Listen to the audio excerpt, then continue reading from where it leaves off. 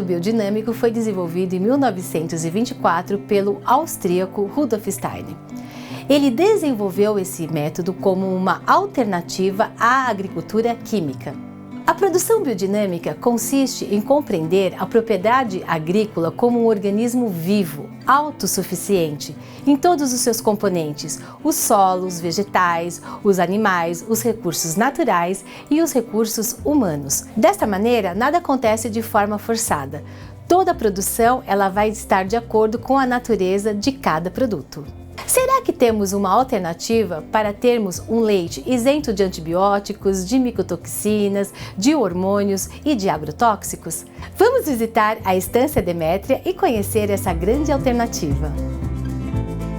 Eu tenho o prazer de hoje estar na Estância Demétria com o Paulo Cabreira, que há muitos anos trabalha em um organismo biodinâmico fazendo produção de laticínios e seus derivados.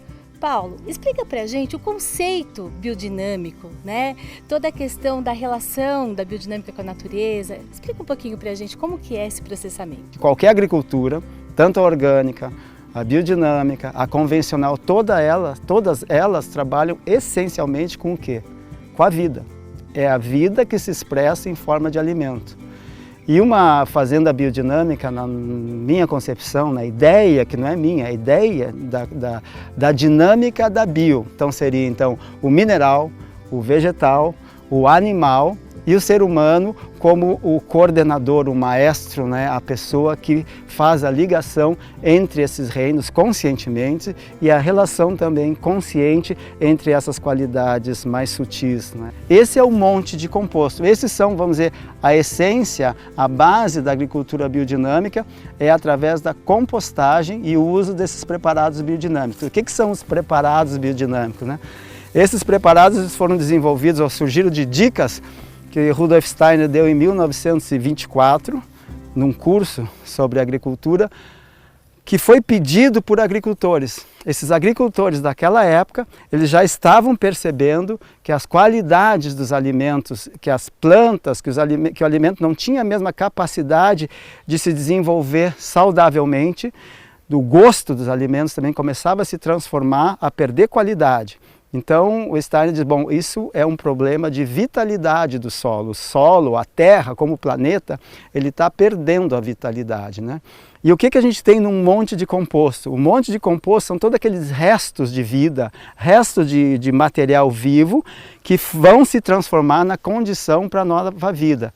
Então esses preparados, eles agem nos processos de decomposição, eles ajudam os processos de decomposição e depois quando esses compostos forem levados ao solo agrícola, eles tornam esse solo agrícola sensível a essas qualidades sutis da vida. O adubo por excelência de uma fazenda orgânica, de uma fazenda biodinâmica. Então é um monte de composto. Isso aqui, na verdade, que hoje parece uma matéria só, parece uma terra super rica, né, com toda a sua... ela é uma transformação.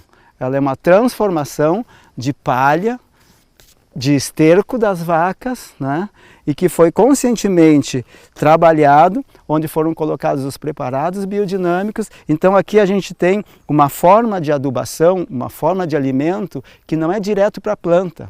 Esse alimento é para o solo e o solo alimenta a planta. É totalmente diferente de eu pegar um esterco e jogar o esterco diretamente numa cultura. Então a planta está sendo de alguma maneira forçada a se alimentar via a decomposição desse esterco. Então a gente já tem aí um equilíbrio maior, uma qualidade de alimentar através do vivo. E estudo muito recentes, Paulo, do final agora de 2015, demonstrando que o leite biodinâmico, comparado com o orgânico e com o leite, né, o convencional, ele possui uma qualidade de ácido graxo muito interessante, possuindo inclusive uma quantidade muito grande do ácido linoleico e também do CLA, que muitas pessoas acabam utilizando esse CLA, esse ácido linoleico conjugado, em forma de suplemento. Você acredita? O pessoal está tirando a questão de uma alimentação adequada, separando e depois gastando numa questão de um suplemento para ajudar inclusive no emagrecimento. E o que os pesquisadores então estão assim nos levando nas suas pesquisas? Que consumir um leite biodinâmico, mesmo para as pessoas que apresentam às vezes um pouquinho de colesterol elevado, doença cardiovascular, ele pelo seu perfil lipídico ele é muito mais interessante para fazer essa modulação do que o consumo do leite convencional. E além disso, você consegue com esse CLA ajudar a eliminar mais a gordura hepática, que tem muita gente atualmente com esteatose hepática, tanto pessoas magras e pessoas obesas. Então consumir um leite biodinâmico, um subproduto, um iogurte, sorvete, tantas possibilidades que a gente tem, né, mediante a sua produção, é muito mais interessante para a sua saúde e para a saúde, com certeza, do planeta. E aqui eu gostaria de mostrar um pouquinho da questão do pasto. O que a gente tem aqui no caso do lado esquerdo, a gente tem uma pastagem onde as vacas vão entrar. Você vê que a altura dela é bem maior. Além do mais, hoje a gente também compostou, ou seja, a gente adubou esse solo. Então a gente colocou aquele composto que vocês viram, a gente entrou esparramando o esterco aqui, o composto está esparramado aqui em cima e agora depois do almoço vai passar uma máquina que vai cortar esse excesso de pasto, esse pasto que está sobrando, vai cortar e esse pasto vai cair protegendo esse composto. Então esse composto vai ficar protegido embaixo de uma palhada, o que gera uma condição, uma capacidade de matéria orgânica, uma condição de alimento para o solo muito grande. Isso é muito sustentável. Então dentro dessa pastoreio rotacionado, biodinâmico, e essa parte aqui também é irrigada, a gente então não sofre com a questão da seca. A gente tem uma construção de fertilidade. Eu acho que essa é a verdadeira função hoje em dia da agricultura. Então a visão é assim, a gente tem que produzir cuidando ou a gente tem que cuidar produzindo.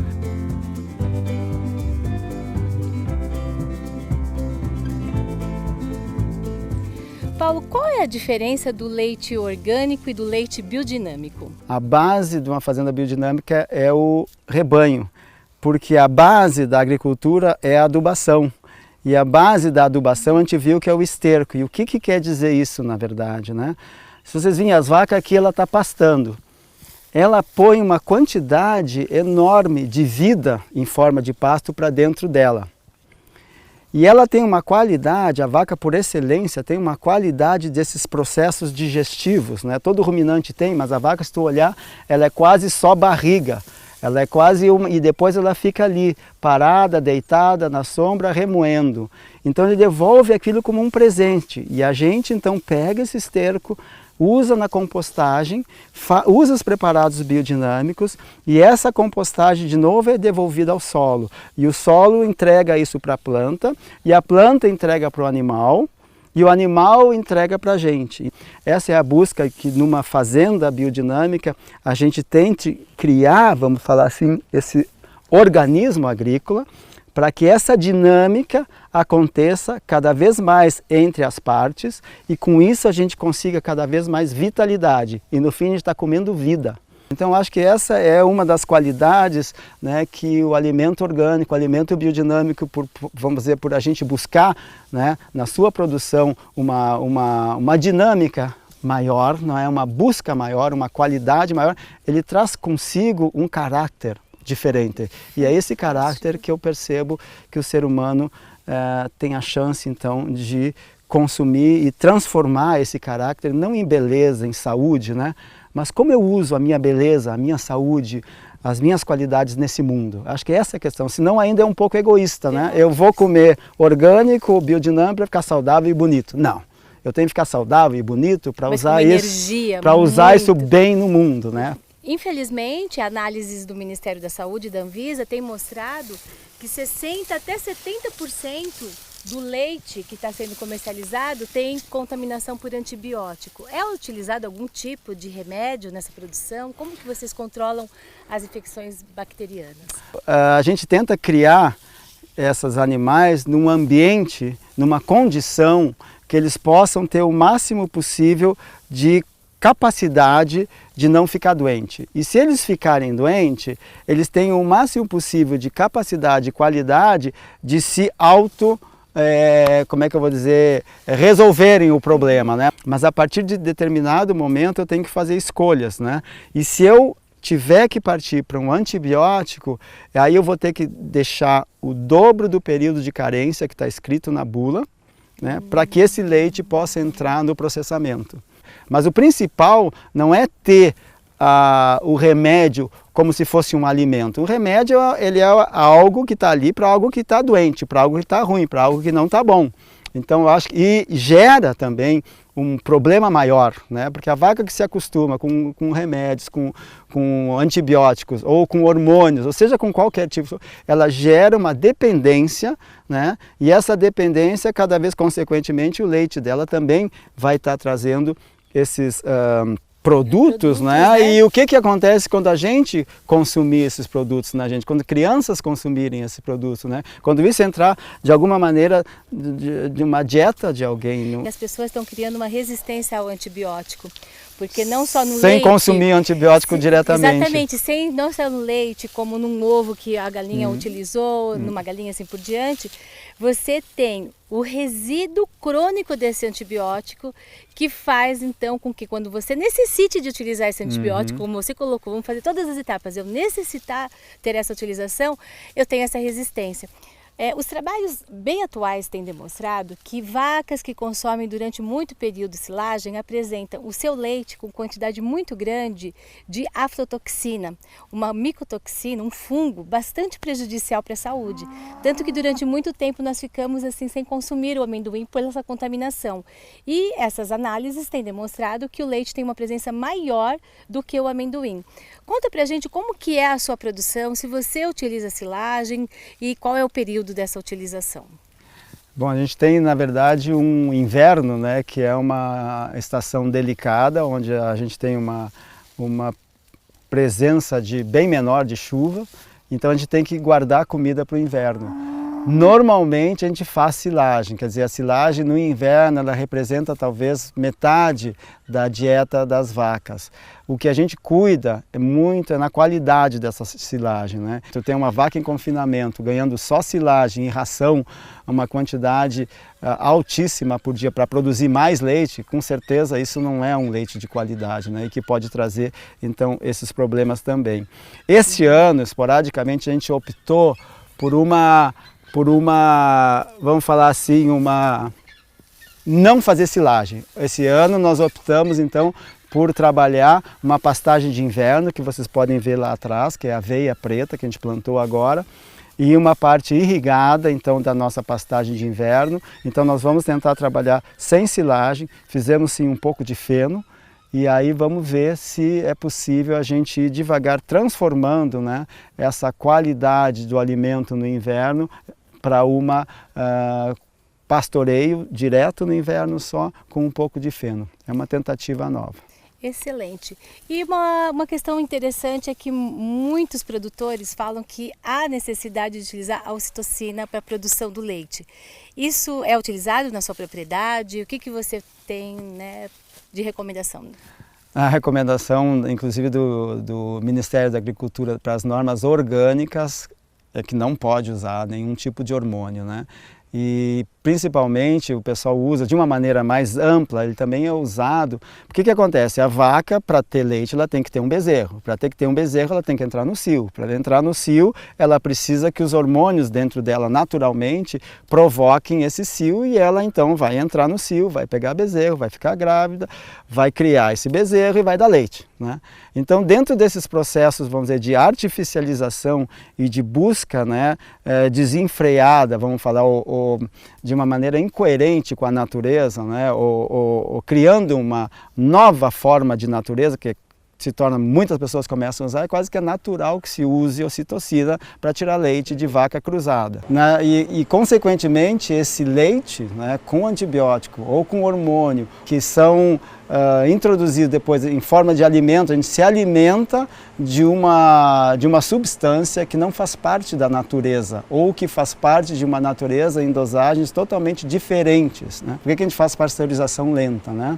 Porque é a forma de pasteurizar o leite mais branda que existe. Então, e por que a gente faz isso, né? Porque a gente reconhece que o organismo humano é um organismo natural, da natureza, que há muito tempo vem se desenvolvendo, né, com a natureza. Então, se a gente faz uma pasteurização mais branda para que o nosso organismo, ao consumir esse leite, consiga trabalhá-lo. É a mesma coisa que eu te dar um livro numa língua que tu não conhece, né? É uma língua que tu não fala. Você está explicando numa linguagem muito simples, didática, o que nós, da nutrição funcional, constatamos diariamente com os nossos pacientes. Quando nós, diante dos pacientes, verificamos o nível, né, a quantidade de pessoas com hipersensibilidade ao leite, e nós sempre recomendamos cuidado com o uso do leite, principalmente o leite que passa pelo processo UHT, altíssima temperatura, em pouquíssimo tempo. Esse leite, ele tem destruído as suas enzimas que ajudam no processo digestório, ele tem a diminuição do complexo B, complexo esse fundamental para formar nossas microvilosidades, a nossa microbiota, os bons organismos intestinais, e as pessoas apresentam hipersensibilidade. E eu, como nutricionista, né, da área clínica, diante do conhecimento do leite biodinâmico, que eu tive aproximadamente 4 para 5 anos, quando eu vim morar, né, em Bauru, eu percebi que várias pessoas hipersensíveis ao leite, quando eu introduzia o leite biodinâmico, essa hipersensibilidade não acontecia. Então aquela criança que vivia sempre com gripe, resfriado, rinite, muito catarro, produção de muito muco, com o leite biodinâmico não existia. Por quê? Porque o leite, ele vem num formato para o nosso organismo interpretá-lo e absorver adequadamente. Então, realmente, uma coisa, o leite biodinâmico, o orgânico, mas principalmente o biodinâmico, com todo esse cuidado, não tem nada a ver com o leite que as pessoas acabam tendo esse acesso, né, no supermercado, nas padarias. Embora muitas vezes pareça que a gente está remando contra a maré, mas é uma necessidade do mundo, né? A gente olha o que o mundo está pedindo hoje e percebe uma responsabilidade como agricultor, como ser humano, né? A gente tem que fazer alguma coisa. E o mais legal é quando a gente consegue vislumbrar um caminho de fazer. Então, no fundo, eu sou muito grato de ter encontrado o caminho da agricultura biodinâmica, que é um caminho, não é um caminho técnico, é um caminho de desenvolvimento interior, é um caminho que eu percebo que me traz muitas ferramentas para eu poder ser melhor no mundo. Agora estamos aqui com o Tiago, que é responsável pelo setor da ordenha. Então, agora vamos conhecer todo esse trabalho coordenado pelo Tiago.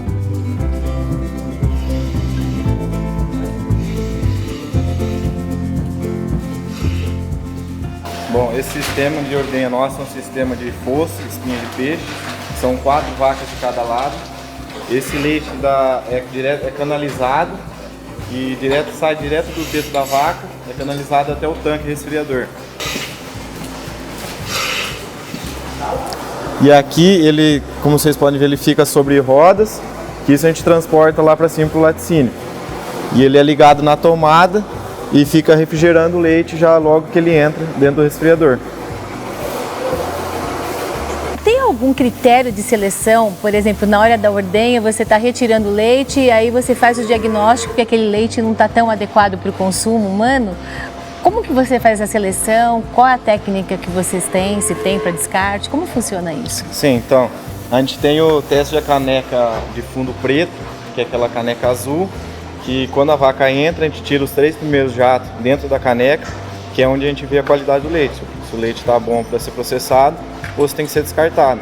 Quando acontece de ser descartado, a gente tira nesse outro sistema, que vai ser onde a gente descarta o leite da vaca, que não pode ser processado.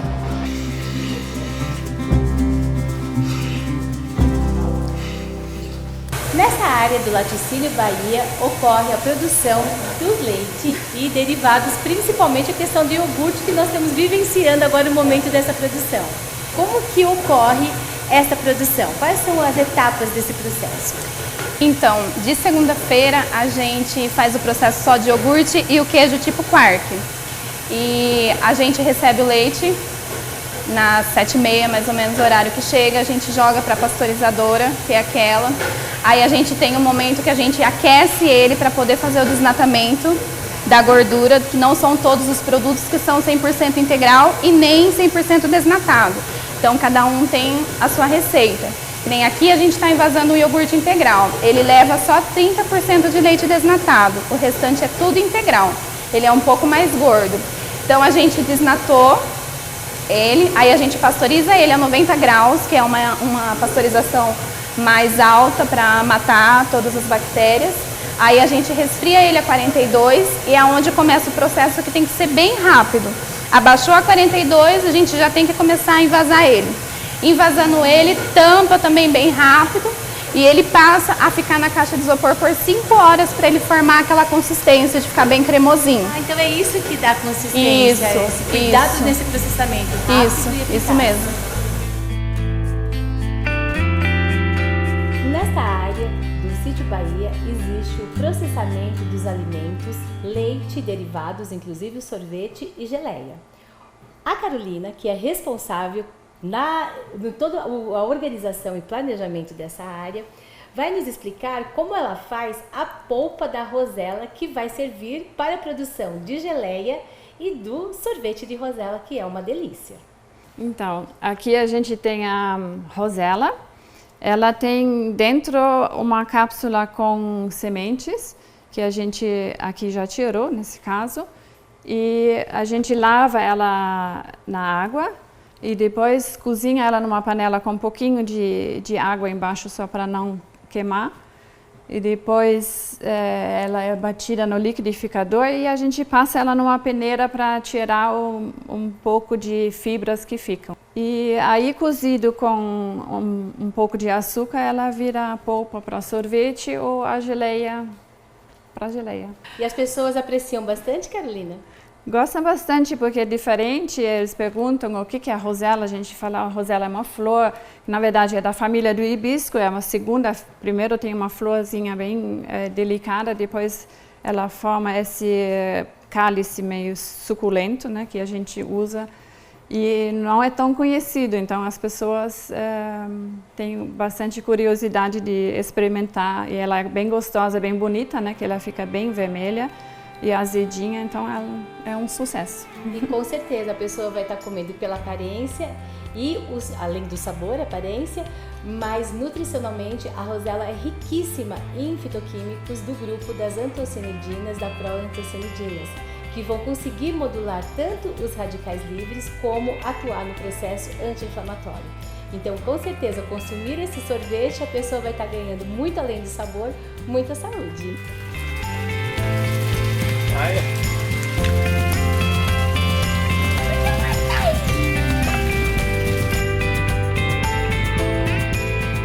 Continue nos acompanhando para conhecer melhor esse sistema que beneficia a saúde humana e a do planeta.